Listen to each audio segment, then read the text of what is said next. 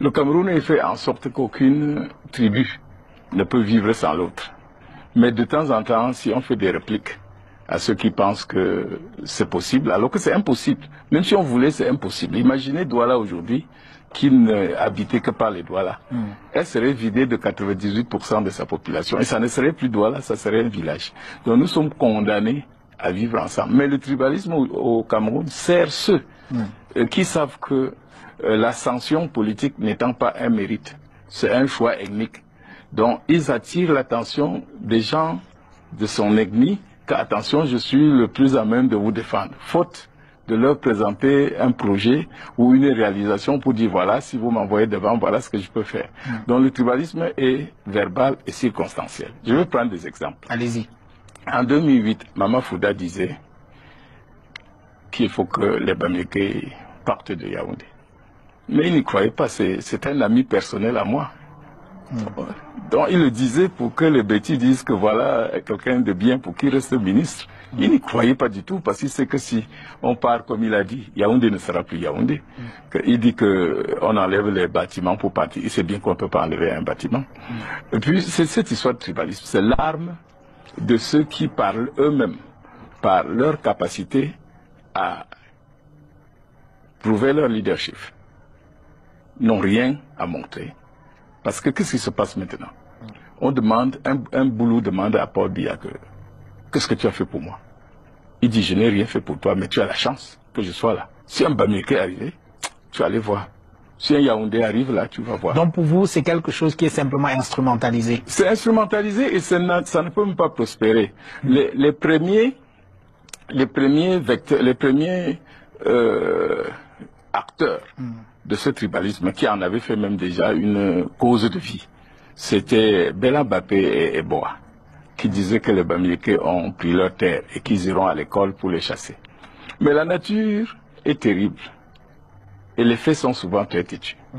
Tous ces Bamileke qu'on disait avoir envahi le Mungo parce qu'ils ont débroussaillé les forêts et ont fait des champs de café, ils sont morts. Leurs fils n'ont pas repris les champs de café qui sont devenus des forêts. Je ne vois pas les fils de Bella Mbappé et de Bois-Dedans en train de reprendre les plantations. Donc chaque fois qu'on vous voit faire quelque chose, celui qui est incapable de le faire se donne une raison de justifier pourquoi il n'a pas fait. L'autre est un tricheur, l'autre est un Mami Wata. D'abord, avant qu'un Bamileke était riche, on disait qu'il était de femme-là. Le mot a disparu tout seul. Est-ce que maintenant on parle encore de femmes-là parce que on sait que ça n'existe pas? Parce que si ça existait avec la misère ambiante, beaucoup de personnes seraient venues entrer dans le Femme-là. Sortons de là avec votre parcours personnel. Est-ce que parce que lorsqu'on vous écoute, on a l'impression que vous faites de l'essentialisme, c'est-à-dire ceux qui sont de chez vous sont les meilleurs, les plus forts et tout. Dans votre parcours personnel. Écoutez, celui qui peut se tromper en pensant que il y a un camp de meilleurs et un camp de pas meilleurs n'a rien compris dans le vivre ensemble. Nous sommes différents. Oui. Quand on parle de l'unité, ça veut dire qu'on parle des choses différentes, parce que si nous étions uniques et un, on ne parlerait plus de l'unité, nous serons un. Oui. Donc, chacun doit apporter ce qu'il a de mieux. Copier chez l'autre ce qu'il a de mieux, essayer de dépasser ce qu'il a de mauvais et qui peut nuire à la communauté pour qu'on fasse le vivre ensemble. Et mon cas est extraordinaire. Je vous ai parlé... En quoi est-il extraordinaire? Il est extraordinaire parce que je vais vous dire mon parcours, ma vie, que sont ceux qui dans ma vie ont compté. Quand Bidias Angon m'a traité de Makiza Bamileke, c'est un petit, Papa Essono, qui a tout fait, qui a tout fait pour m'aider à sortir de cette situation et aller en France. Oui. Quand je finis mes études, je rentre au Cameroun. Je suis expert. À l'époque, cette profession était occupée par deux personnes qui n'avaient absolument pas de qualité, mais c'était des blancs. Il y avait Leviel et Souchon. Mais la grande compagnie d'assurance était tenue par un Français, Memin, qui n'a pas voulu m'utiliser. Ceux qui m'ont mis le pied à l'étrier, c'est M. Tsala Paul Félix, qui est un Eton, et Ayama Proté, qui est un Bafia.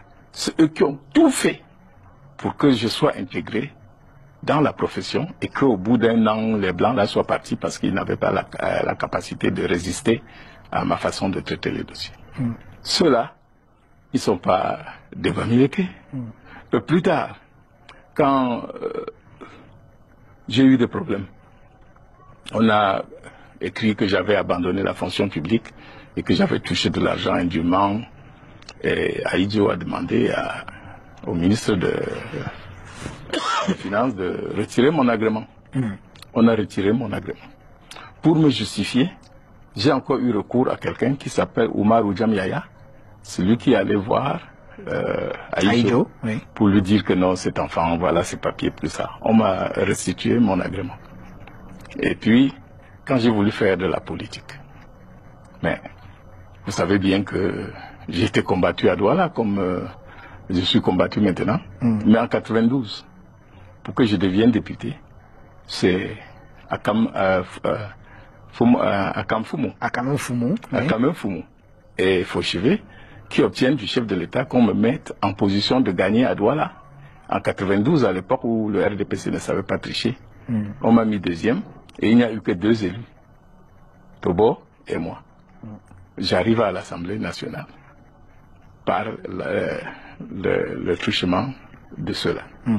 Et bien même, quand je vais en France, celui qui m'accueille et me met le pied à l'étrier en me présentant à des grands Français, la passerelle que j'ai utilisée pour atteindre même Chirac, c'est Hervé Emmanuel Com.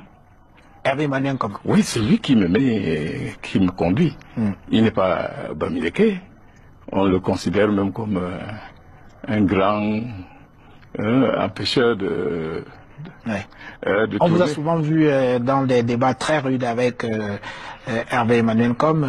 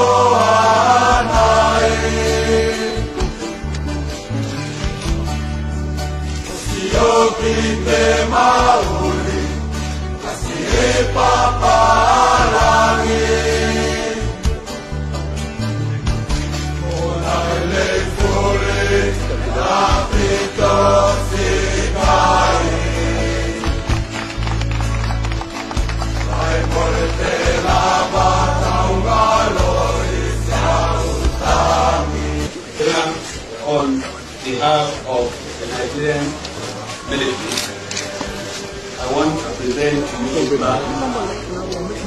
mark the formal withdrawal of our forces here, and I hope that at any given time you see this and remember that at the end of the day, generals fight war, but they will obey instructions from the president.